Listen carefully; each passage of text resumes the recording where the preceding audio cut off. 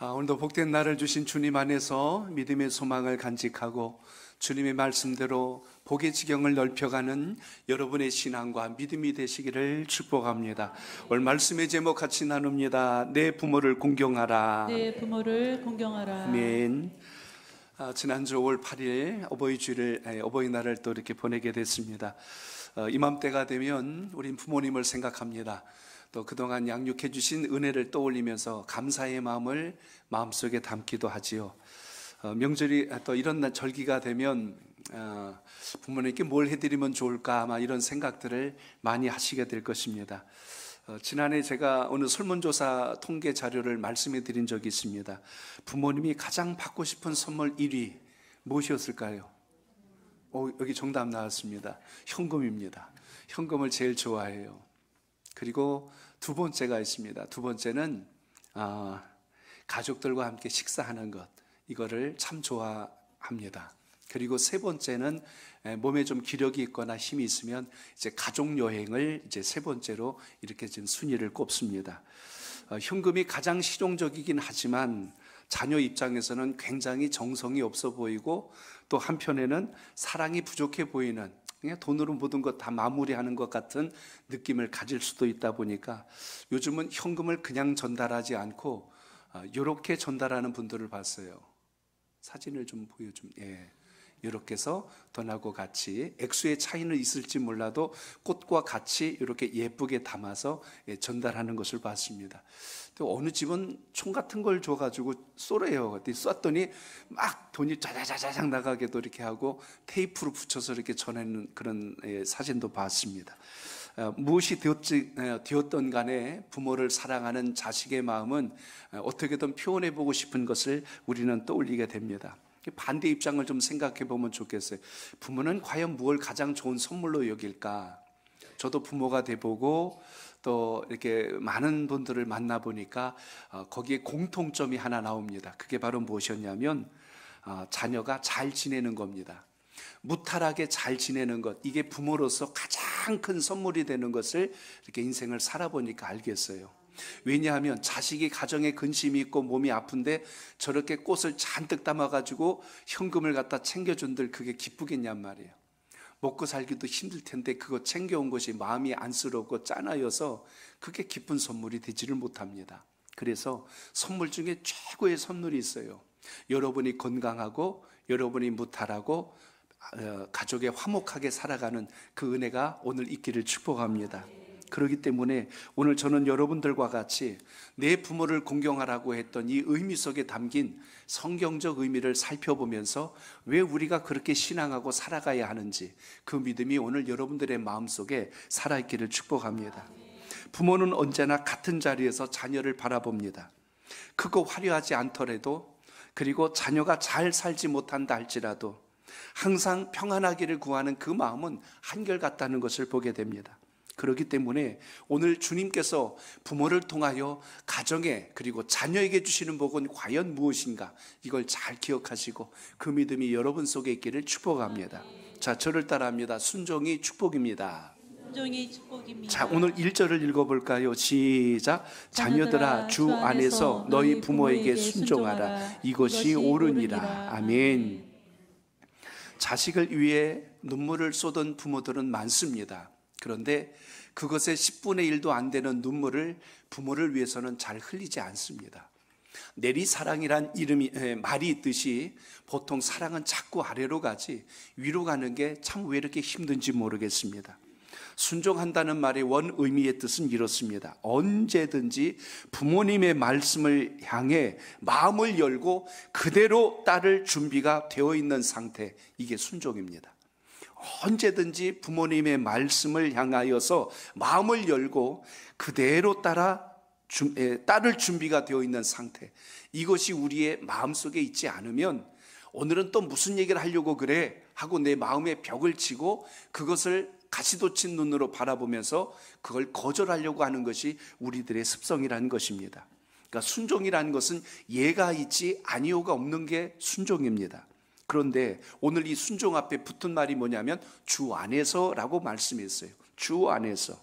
주님께 대한 순종이 먼저 있어야 한다는 뜻과 함께 부모와 자녀가 함께 주님을 향하여서 주님을 위하여 한 마음을 갖는 것, 이것이 순종의 출발점이 된다고 말씀합니다. 부모에 대한 순종은 하나님께서 여러분에게 부모를 보내주셨다는 사실에 근거합니다. 하나님은 영이시기 때문에 우리 눈에 보이지 않습니다. 그런데 보이는 하나님을 드러내기 위해서 우리에게 보내주신 분이 있는데 그걸 부모라고 우리는 이야기합니다. 내가 자라고 성장할 때, 내가 전혀 알지 못할 때 돌보고 그리고 모든 것을 싸매주고 책임져주고 했던 바로 그 순간들이 하나님께서 여러분을 이 땅에 보배롭고 존귀하게 자라도록 섭리해 주신 의미 속에 있다는 것입니다. 하나님께서 가정의 모든 권위를 그래서 부모에게 맡겨주신 것입니다. 자녀는 부모에게 순종하는 것이 그래서 마땅하다고 오늘 성경에 기록되어 있습니다. 여기 보니까 옳다라고 되어 있습니다. 옳으니라. 헬라어에 보니까 디카이온이라고 했는데 여기에는 몇 가지 뜻이 있어요. 마땅하다라는 뜻도 있고요, 합당하다, 또 하나는 바르다, right, 옳다라는 뜻과 함께 진리라는 뜻을 담고 있습니다. 이거는 변할 수 없는 진리다. 주 안에서 순종하라고 하니까 어떤 분들은 우리 부모님은 예수님을 믿지 않으니까 순종 안 해도 되지요 라고 혹시 생각할 수 있습니다. 그러나 오늘 여기서 말한 부모에게 순종이란 것은 하나님의 창조 질서에 의해서 가정의 모든 권위를 부모에게 부여해 주셨다는 걸 기억하면서 오늘 이것이 우리 마음속에 살아 있어야 한다는 사실입니다. 그렇기 때문에 순종은 하나님께서 우리들에게 부탁하신 말씀이 아니라 명령이었습니다. 순종하라, 이렇게 명령되어 있는 것을 우리가 여기서 보셔야 됩니다. 제가 어느 설문 자료를 봤는데요, 한번 확인해 보려고 합니다. 자, 나는 효자다, 나는 효녀다, 손 들어 보세요. 나는 효자다, 효녀다. 예, 설문조사가 맞네요. 그래요, 웃습니다. 하나 다시 묻겠습니다. 나는 불효자라고 생각합니다. 손 들어 보십시오. 예, 맞아요. 그 자료에 그대로 나와 있어요. 효자라고 효녀라고 생각하는 사람, 특히 우리나라 사람들은 부모에게 잘 해드리지 못했다는 그 죄스러운 마음들을 다 갖고 살아갑니다. 특히 먼저 돌아가신 부모님을 생각할 때 대부분의 사람들은 너무너무 죄송스러운 마음, 그 마음이 떠나지 않고 평생을 살아간다는 것입니다. 그래서 우리 옛 시에도 있지요. 어버이 살아계실 때 섬기기를 다하라. 이 다음에 잘할게요 그러지 말고 지금 조금 부족해도 지금 잘 섬기는 게 그게 최고의 효도다. 이걸 우리가 잊으면 안 된다는 것입니다. 우리가 지금 우리 자신만 생각해 봐도 내가 정말 주님을 따라서 산다고는 하지만 부모님에 대한 마음을 어떻게 갖고 있는가를 함께 돌아볼 필요가 있습니다. 왜 그러냐면 우리는 하나님 사랑합니다 하면서 부모를 사랑하지 않고 부모를 공경하지 않는다면 그 사랑은 거짓이라는 이야기예요. 가짜라는 이야기입니다. 왜냐하면 하나님이 보이는 사랑을 부모에게 입혀주셔서 가정에 보내주신 것을 생각한다면 부모를 잘 섬기는 것 또한 하나님을 사랑하는 우리의 신앙적 표현이라는 것을 오늘 잊지 않길 바랍니다. 그러니까 부모님 돌아가신 다음에 영정 끌어안고 제가 잘못했어요, 제가 어떻게 해요 하고 그때 눈물 지면 마치 무슨 효도하는 것처럼 이렇게 비춰지는데 그건 효도가 아니라는 겁니다. 그러니까 살아계실 때 잘해드린 것, 돌아가신 다음에 그냥 엄청나게 음식을 잔뜩 차려놓고 그냥 부모님 드세요가 아니라 살아계실 때 잘 섬기는 게 최고의 효도고 최고로 하나님의 뜻에 합당한 삶이라는 것을 오늘 이 예배를 통하여 다시 한 번 더 다짐할 수 있기를 바랍니다. 우리는 살아가면서 종종 화를 낼 때가 있는데요, 제가 지난 몇 주 전에 그런 이야기 했습니다. 화를 낼 때 제일 많이 화를 내는 대상자가 누구인가라고 제가 물은 적이 있습니다. 누구에게 여러분 제일 화를 많이 내보셨어요? 네? 네, 또 정답 나왔어요. 엄마예요. 인생을 살다 보면 원수에게 화를 낸 게 아니고 미운 사람에게 화를 낸 게 아니고 엄마에게 제일 많이 화를 냅니다. 왜? 나에게 가장 가까운 사람인데, 가장 소중한 사람인데 왜 화를 그렇게 많이 냈을까? 가만히 그 이유를 살펴보면 뇌과학자였던 정승재 박사의 글을 제가 좀 인용하겠습니다. 그 이유가 있다는 것입니다.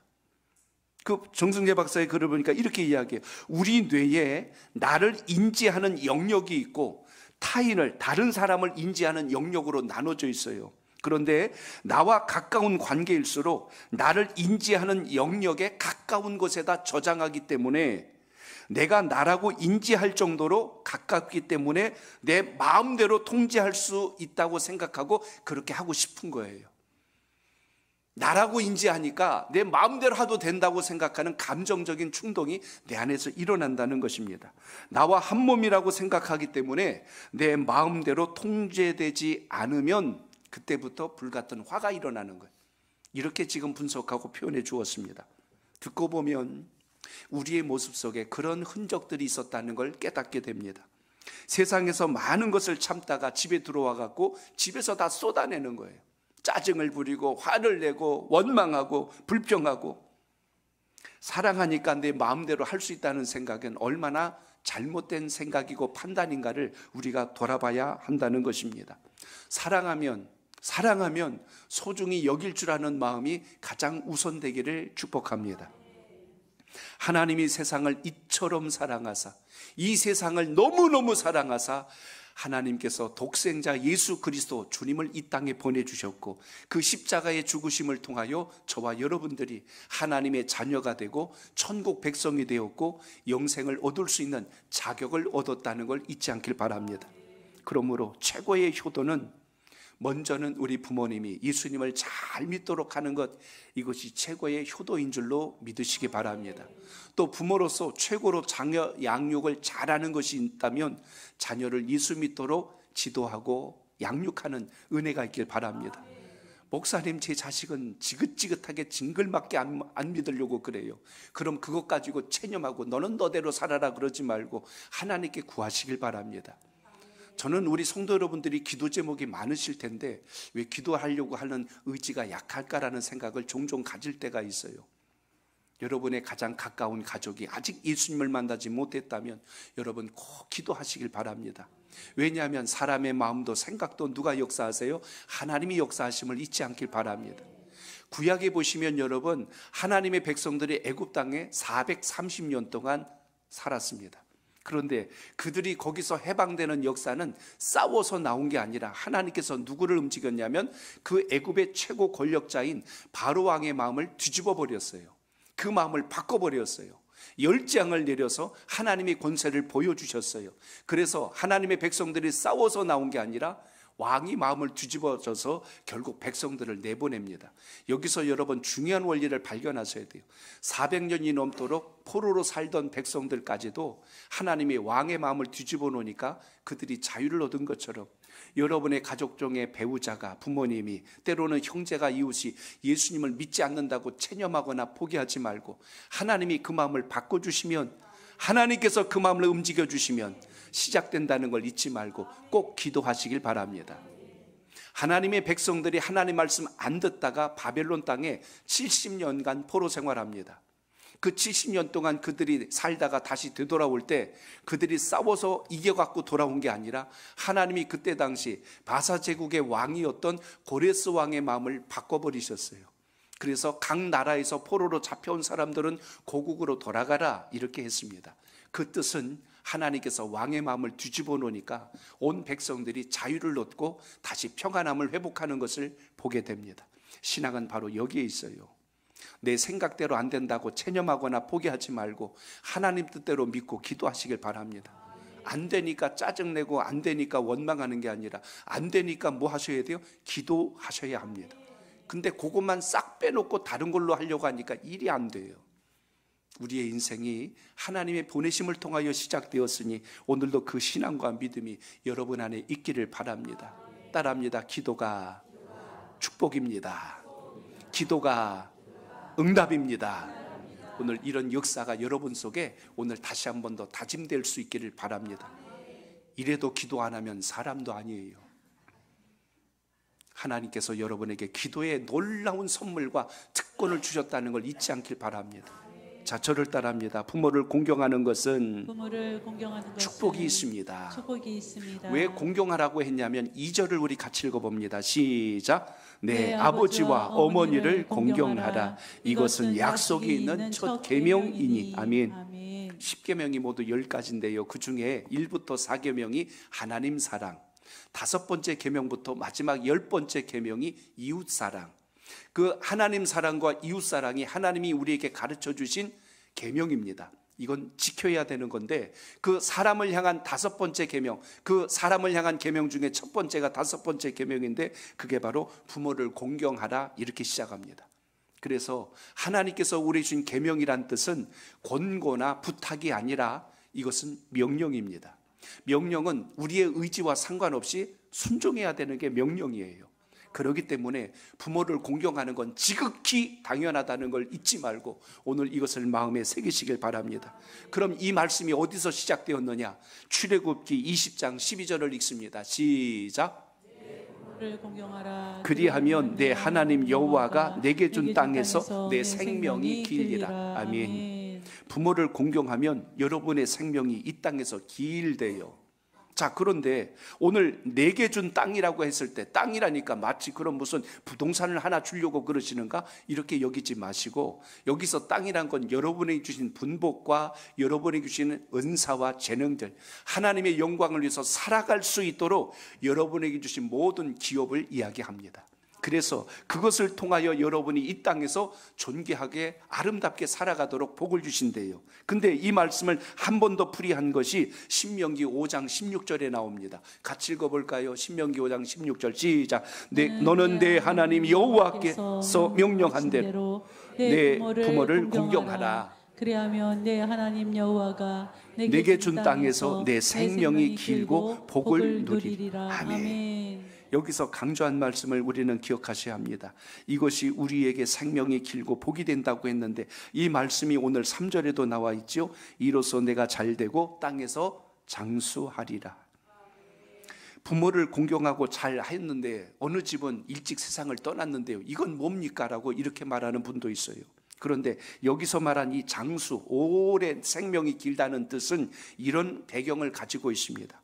신명기 21장 18절로 21절에 보면 유대 사회에서 부모를 공경하지 않고 불순종하는 자녀들에게 극형에 처하는 벌을 내렸습니다. 그 벌은 돌로 쳐서 죽이는 벌이에요. 자, 우리 읽어볼까요? 시작.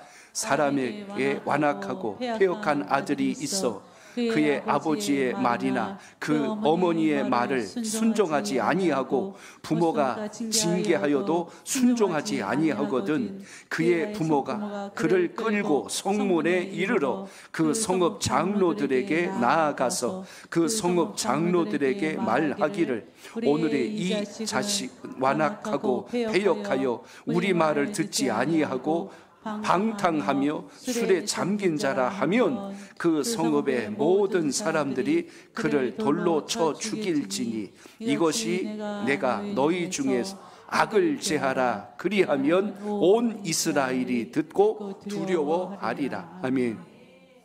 이러한 역사적 배경을 가지고 있기 때문에 부모를 공경한 사람만이 그 생명이 제명대로 살 수가 있고, 그렇지 않은 사람들은 돌에 맞아 죽을 수도 있다는 것입니다. 그러니까 멱살 잡히기 전에, 붙들림 받기 전에 먼저 하나님 말씀대로 순종하는 것이 왜 복인가를 잘 기억하시고 이 은혜가 삶 속에 있기를 축복합니다. 이는 내가 잘 되고라고 그랬어요. 우리가 이 땅에서 잘 되는 비결이 있다. 그건 뭐냐면 부모를 잘 섬기는 것, 공경하는 것을 통하여 시작된다는 것을 다시 한 번 더 주목하게 됩니다. 여기서 모든 범사에 축복을 맛보게 된다는 말인데요, 사업을 벌이면 사업이 잘 되고, 건강을 원하면 건강이 잘 되고, 재물을 원하면 재물을 얻고, 명예를 원하면 명예를 얻을 수 있는 모든 통로가 열려질 수 있는 그 비결이 어디에 있다? 부모를 알아보고 부모를 공경하는 사람은 밖에 나가서도 어디에서든지 예의를 벗어나지 않고 모든 사람들로부터 환영을 받아서 인정받는 삶을 살게 된다는 것을 오늘 기억하시길 바랍니다. 부모에게 함부로 하는 사람이 밖에서 다른 사람들한테 잘해요? 그게 얼마나 위선적이고 거짓된 것인지 결국에 가서는 그 진실이 드러나게 돼 있습니다. 그렇기 때문에 오늘 주의 말씀을 통하여 우리가 잊지 말고 기억해야 될 게 있습니다. 부모를 공경하고 어른을 섬길 줄 아는 이런 삶의 근간이 오늘 우리 주님을 믿는 하나님의 사람들에게 있어서 아름답게 살아있기를 축복합니다. 그래서 교회 공동체 안에서도 여러분, 예배로서만 끝나지 말고 어떻게 보면 세상 사람들보다 더 믿음 안에서 마음을 터놓고 함께 할 수 있는 거룩한 공동체이기 때문에 서로 아껴줄 줄 알고 서로 존중할 줄 알고 서로 위할 줄 아는 아름다운 나눔이 우리 신앙 속에도 살아있기를 바랍니다. 그러므로 이제 저를 한번 따라합니다. 효도하고 오래오래 삽시다. 시작. 효도하고 오래오래 삽시다. 우리 옆에 계신 분에게만 그렇게 인사해요. 효도하고 오래오래 삽시다. 시작. 효도하고 오래오래 삽시다. 아멘. 말은 안 했지만 돌에 맞아 죽지 말고, 이게 지금 이스라엘 백성들은 그 말이 속해 있는 거예요. 자, 그러면 이제 자식들 다 이제 출가하고 여였으니 이제 부모가 되신 분들, 자, 같이 저를 따라합니다. 효도 받을 때까지 효도 받을 때까지 오래오래 삽시다. 오래오래 삽시다. 그래요. 그래서 우리 하나님의 사람들은 효도하고 효도받으며 하나님의 은혜 안에서 그 사랑을 나눌 수 있는 역사가 있기를 축복합니다. 자, 오늘 4절을 읽습니다. 시작. 또 아비들아 너희 자녀를 노엽게 하지 말고 오직 주의 교훈과 훈계로 양육하라. 아멘. 저를 따라합니다. 자녀들을 격려하고 믿음으로 양육해야 합니다. 믿음으로 양육해야 합니다. 부모가 효를 받듯이, 공경을 받듯이 부모로서 해야 될 의무가 하나 있는데, 자녀를 하나님 말씀으로 교훈하고 훈계하며 양육할 수 있길 바랍니다. 그래서 자녀가 해야 될 일이 있고 부모가 해야 될 일이 있어요. 자녀는 부모님을 꼭 예수 믿도록 최선을 다하셔야 되고, 부모는 자녀가 예수님을 믿도록 힘을 다하여 기도하고 하나님 말씀을 꼭 전할 수 있기를 바랍니다. 오늘 4절에 자녀를 위한 부모의 합당한 자세를 이야기했습니다. 간혹 부모들 가운데 자녀들을 잘해주고 싶은 마음에 좋은 옷 사서 입히고 좋은 음식 먹도록 해주고 좋은 학원 보내주고 힘에 겹도록 유학까지 다 보내주고, 그럼 부모들이 다인 것처럼 생각합니다. 그런데 하나님 말씀엔 그런 거 없습니다. 제일 잘하는 부모들이 첫째, 자녀를 하나님 잘 만나서 신앙할 수 있도록 돌보는 것이 우선순위라는 것을 기억하시기 바랍니다. 그렇기 때문에 이것을 잃기 때문에 우리가 살아가면서 자녀들에 대해서 서운한 마음을 갖고 상처를 받고 때로는 원망하게 되는 일이 여기 있다는 겁니다. 자식을 위하여 해줄 수 있는 가장 최고의 것, 오늘 그것이 있다면, 주님 만난 기쁨을 심어주신다면 그 자녀는 하나님을 떠나지 않을 뿐더러 이 세상에 복을 받을 원리를 알고 있기 때문에 형통의 길을 간다는 것을 잊지 않기를 바랍니다. 그래서 여기 말씀해 보면 노엽게 하지 말라라고 기록되어 있습니다.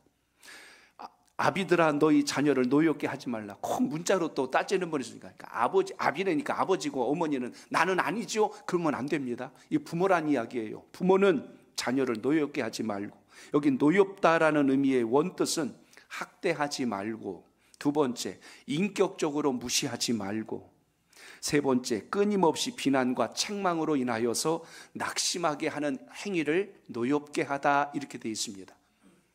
그러니까 부모가 자녀를 훈계해도 그게 독이 되지 않을 때가 있어요.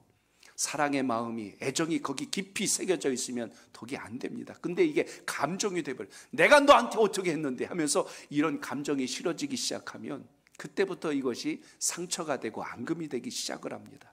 그렇기 때문에 항상 우리는 우리 자녀들을 하나님께서 여러분의 가정에 맡겨주셨다는 사실을 기억하시고, 내가 낳았으니 내 자식이 아니라 하나님이 여러분을 통하여 그 자녀를 잘 믿음으로 양육하도록 책임을 주셨다는 것을 기억하시길 바랍니다. 그러니까 부모도리에서 이 하나님 안에 살도록 하지 않으면, 이건 여러분 세상용어로 써볼게요. 직무유기라고 합니다. 믿음대로 성장하도록 하지 않도록 방치해버리면 안 된다는 것입니다. 그렇기 때문에 여러분 힘을 다하여서, 부모는 자녀가 주님 만날 수 있도록 최선을 다하셔야 되고, 자녀는 우리 부모님이 주님 만날 수 있도록 최선을 다하는 이런 가정에서 성장할 수 있는 복이 함께 하시길 바랍니다. 에디슨이 성장 과정에 대한 이야기를, 전기를 읽어보신 분들은 아실 겁니다. 그는 초등학교도 못 나왔어요. 학교 갔는데요 3개월도 못 다녔습니다. 선생님이 보니까 얘가 얼마나 천방지축이고 그리고 주의가 산만한지 수업 분위기에 전혀 적응을 못하니까 선생님이 나중에 질려버린 거예요. 어머니 오라고 그랬습니다. 그래서 이야기를 한 거예요. 얘는 혼란스러운 아이기 때문에 도저히 지도할 수가 없으니 데리고 가세요. 집에서 교육하십시오 하고 그렇게 보낸 사람이 에디슨입니다. 학교 교육을 못 받았으니까 인생이 잘못될 줄 알았는데 어머니가 그를 양육합니다. 집에서 가르쳤지요. 그런데 나중에 에디슨이 어머니를 추억하면서 이렇게 이야기합니다. 어머니가 나를 만들었습니다. 나에 대한 신뢰를 가지고 계셨던 분이 어머니였고, 나는 어머니를 실망하게 하지 않을 인생을 살려고 늘 그렇게 살아왔습니다 하고 그는 고백을 합니다. 이것을 보면 오늘 부모와 자녀의 관계에서 어떻게 보면 학교 교육보다, 세상에서 얻는 지식보다 가정에서 부모와 자녀가 나누는 이런 마음의 소통이 얼마나 큰 교육이 될 수 있는가를 보게 됩니다. 미국의 인종차별을 반대했던 우리 마틴 루터 킹 목사님을 기억하실 겁니다. 그 인종차별을 해서 얼마나 열심히 일했는지 몰라요. 근데 그도 역시 성장 과정 속에서는 마음의 상처가 많았던 사람입니다. 백인들에 의해서 엄청 차별과 모욕과 멸시와 학대를 당하면서 어린 시절을 보냈습니다. 그 인종차별 때문에 마음의 상처가 얼마나 컸든지 집에 와서 견딜 수 없는 그의 눈물과 아픈 모습을 보고 아버지가 늘 이야기했습니다. 얘야, 흑인이 백인보다 못난 것이 아니다. 그들이 생각과 가치관이 잘못돼서 그렇지 너는 결코 부족하거나 모자란 사람이 아니다고 루터킹 목사를 위해서 계속 아버지는 그를 격려했고 위로했고 소망을 줍니다.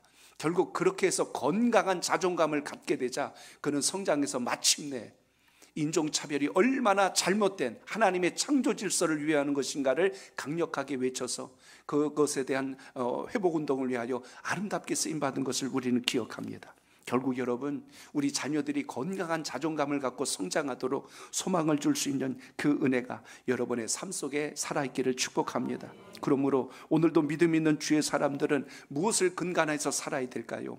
모든 삶의 가르침의 기초는 하나님의 말씀이 꼭 되시기를 축복합니다. 부모로서 자녀에게 이렇게 하듯이 제 주중에 읽은 글 중에 하나가 있는데요, 어느 학생을 잘 돌보고 배려해 주었던 어느 농장 그 관리인의 이야기가 참 제 마음속에 감동이 됐습니다. 어느 한 학생이 대학교에 합격을 했는데 학비가 없는 거예요. 집이 너무너무 가난해서 학비가 없다 보니까 그 학비를 벌기 위해서 농장에서 일을 했습니다.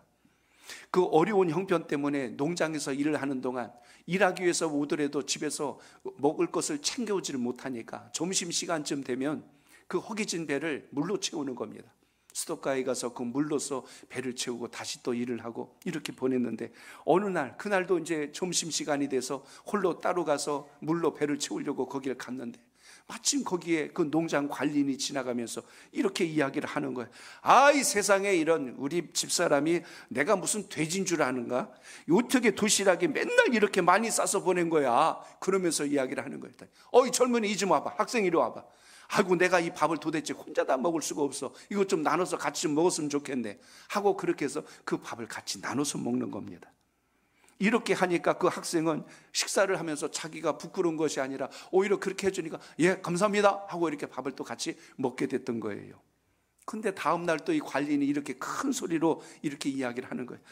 집사람이 나를 무슨 뚱뚱거로 만들려고 그러나? 뭘 이렇게 또 많이 싸서 보냈어. 학생 이리 와봐. 이거 나랑 좀 같이 나눠 좀 먹어야 되겠어.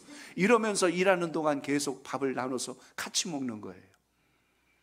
어제처럼 도시락을 나누고 그 다음 날도 계속해서 나누고 그러면서 무려 한 달이 같이 지나간 겁니다. 관리인의 도시락을 나눠 먹으면서 그 일하는 동안 배고픔을 느끼지 않고 일할 수 있어서 이 학생은 그분이 너무나 고마웠던 거예요.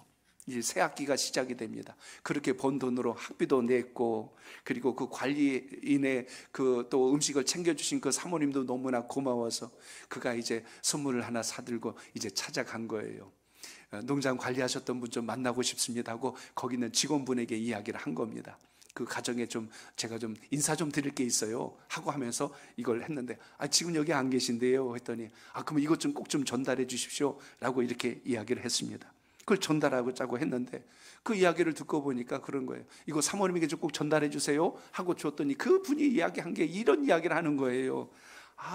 그분한테는 부인이 안 계신데 부인이 없어요 그러는 거예요. 3개월 전이니까 몇 해 전에 그분 돌아가셨어요 하고 이야기를 합니다.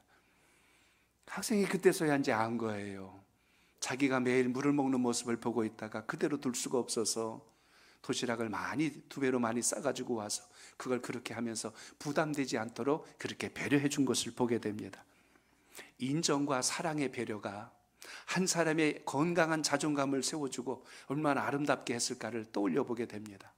저는 부모는 자식에게 건강한 자존감을 갖고 성장하도록 꿈을 심어줄 수 있기를 축복합니다.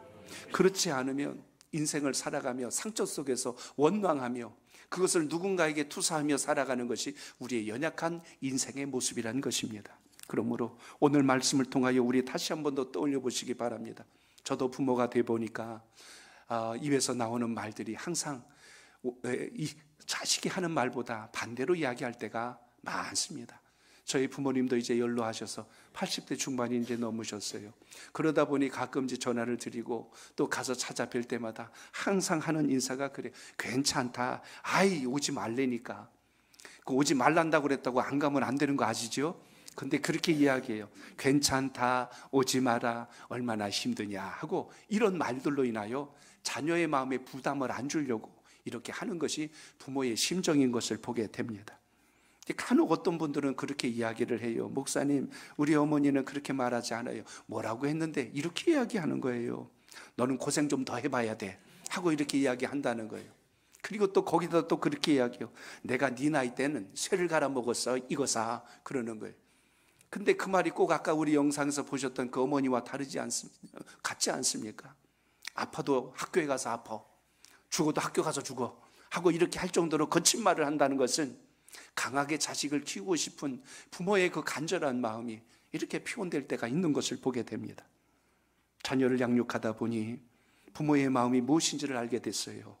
그리고 부모님들이 원하는 것들을 이렇게 저렇게 또 목회를 하면서 하다 보니 제가 기본적으로 3가지를 발견합니다. 그 중에 첫째가 무엇이냐면 부모가 원하는 게 있어요. 그건 자식이 건강하기를 바란다는 것입니다. 무탈하게 자라기를 바라는 것. 제가 부모님을 만나면 항상 첫 마디가 그거예요. 아프지 말아야 된다. 건강해야 된다. 건강이 제일이다. 저희 어머니도 이제 치매가 조금 오셨어요. 근데도 항상 첫 마디는 그겁니다. 건강해야 된다. 건강해야 된다. 그렇게 이야기를 하십니다. 오늘 3절의 말씀에 보니까 뭐라고 했어요? 이로써 내가 잘 되고 라고 돼 있어요. 잘 되고. 영어 성경에는 well이라는 단어를 씁니다. 원문에 보면 이 뜻은요, 잘 되다란 뜻도 있고 또 하나는 만족하다란 뜻도 있어요. 또 하나는 훌륭하다란 뜻이 있습니다. 우리가 이 땅을 살아가면서 잘 되고 만족스럽게 살고 그리고 훌륭하게 살아갈 수 있는 원리가 부모를 공경하는 것에서부터 있다면 오늘 그 믿음이 여러분 속에 살아있기를 축복합니다. 저를 따라합니다. 건강은 의무입니다. 부모를 효도하시려면 건강하게 사는 비결을 간직하길 바랍니다. 몸에 좋은 그냥 무슨 건강 보조제들만 잔뜩 먹지 말고 영혼도 건강하시길 바랍니다. 영혼이 건강해야 육체도 강건해지거든요. 영혼이 병든 사람은 육체를 아무리 강건하게 해도 오래가지를 못합니다. 그렇기 때문에 하나님께서 우리에게 주신 말씀과 믿음의 지혜가 여러분 속에 잘 살아있기를 축복합니다. 그렇게 묵뚝뚝한 경상도 사나이도 그 짧은 마디 속에 뭐가 들어가냐면 자식에 대한 생각이 있다니까요. 경상도 남편들 집에 들어가면 3마디 한다는 거 들어보셨을 거예요. 첫 번째 뭐라고 그래요? 밥 먹나? 둘째 뭐라고 그래요? 아는. 세 번째 자자. 그 짧은 3마디 속에도 누가 들어가 있어요? 아는. 아이들이 들어가 있어요. 말은 짧을지 몰라도 그 속에 자식 사랑하는 마음은 부모란 입장에서는 언제나 본능처럼 일어난다는 것입니다. 그렇기 때문에 먼저는 여러분 항상 건강의 복이, 영혼의 건강의 복도 함께 할 수 있길 바랍니다.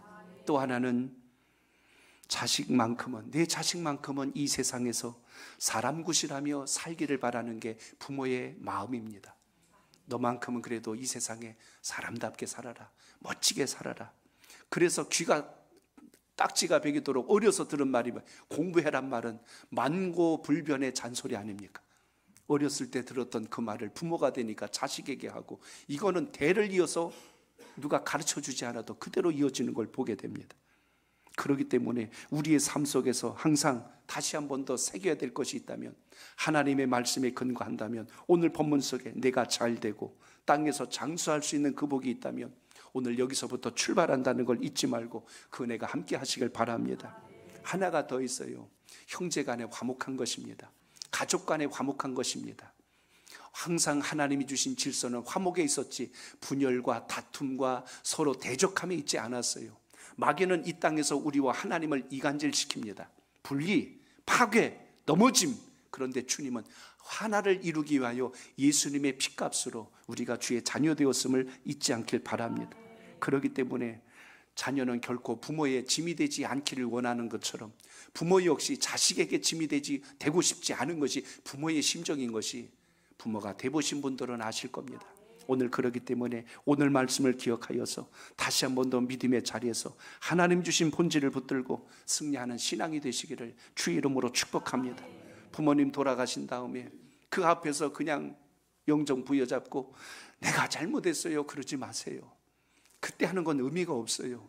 그 전에 우리 살아있을 때, 건강할 때 주님 주신 가르침대로 열심을 다하는 우리 하나님의 사람 되시기를 주의 이름으로 축복합니다. 목회를 하다 보니 많은 장례식을 집례하게 됩니다. 때로는 부모님이 돌아가셨을 때 목사님이 오셔서 예배를 집례해 주시면 좋겠습니다. 자식들이 전혀 믿지 않는데 그래도 우리 부모님이 주님 잘 믿으셨으니 그렇게 해 주십시오 하고 부탁하는 가정들도 있고요. 어머님 또는 아버님 생전에 열심히 믿었으니 마지막 가는 길은 그래도 기독교식으로 예배드리고 싶습니다 해서 이렇게 하는 가정들도 있습니다. 그런데 제가 오늘 드리고 싶은 말씀은 우리가 신앙하면서 하나님 나라에 대한 소망을 가질 때 제일 중요한 것, 오늘 이 어버이 주를 맞이해서 여러분 가정이 꼭 예수 믿는 믿음의 가정이 되어 주시기를 축복합니다. 지난주에 우리 교회에 등록하신 지 얼마 되시지 않아요. 1년 조금 넘으셨죠. 우리 김용환 성도님 천국 환송 예배를 드렸습니다. 위독하시다는 소식을 듣고 이제 2주 전에 가서 예배를 먼저 드렸어요. 의식이 없는 거의 힘든 상황 속에 있었습니다. 그런데 그때 함께 찬송을 불렀어요. 내 주를 가까이 하게 하면.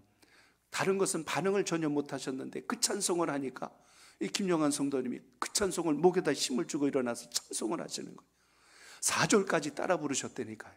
말도 잘 안 되셨던 분이 갑자기 그 찬송이 나오니까 불힘차게 부르셨어요. 그리고 나중에 또 후일담을 아내 되신 우리 병금이 성도님에게 들었어요. 그 찬송만 들으면 힘들어 하다가도 평안해지신다는 거예요. 그 찬송만 나오면 힘들다가도 몸이 아프다고 하지 않고 편안하게 그 찬송으로 위로를 받으셨다는 것입니다. 그리고 이제 임종 예배를 드렸던 그때를 기억해 봅니다.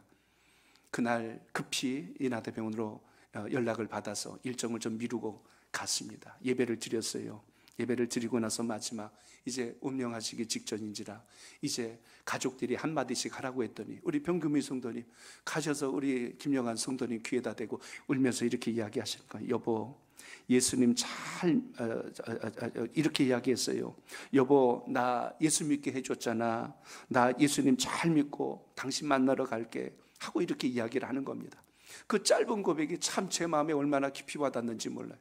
나 예수 믿게 해줘서 너무 고마워 하는 그 고백을 우리 아내 되신 분이 이렇게 고백하는 걸 봤습니다. 그리고 또 얼마 지나지 않아서 제 아내에게 이제 그 전한 소식을 들은 거예요. 병금희 성도님에게서 들은 이야기인데 이제 그렇게 이야기하는 김영환 성도님이 이제 하늘의 부름을 받기 전에 그렇게 이야기했다는 거예요. 여보, 예수님 잘 믿어야 나 다시 만날 수 있어. 예수님 잘 믿어야 나 다시 만날 수 있어. 이렇게 얘기해 줬다는 겁니다. 아마 그 고백에 대한 화답이 그 말이 아니었을까 싶습니다. 나 예수 믿게 해줬잖아. 나 예수님 잘 믿어서 당신 만나러 갈게. 오늘 여러분, 우리가 이 땅에서 해야 될 가장 중요한 일 하나 있습니다. 여러분 가정에 주님을 믿는 은혜가 있기를 축복합니다. 그리고 믿고 계신다면 얼마나 큰 복을 받았는지를 기억하시기 바랍니다. 여러분 가정에 예수 믿는 사람이 있다는 건 정말 복 중의 복입니다. 오늘 그 은혜가 다시 아름답게 세워져서 부모 사랑, 최고의 자식 사랑이 있다면 주님 만나라는 것이란 걸 잊지 말고 이 은혜가 함께 하시기를 축복합니다. 자녀라면 늘 한결같은 마음으로 부모를 공경하시길 바랍니다.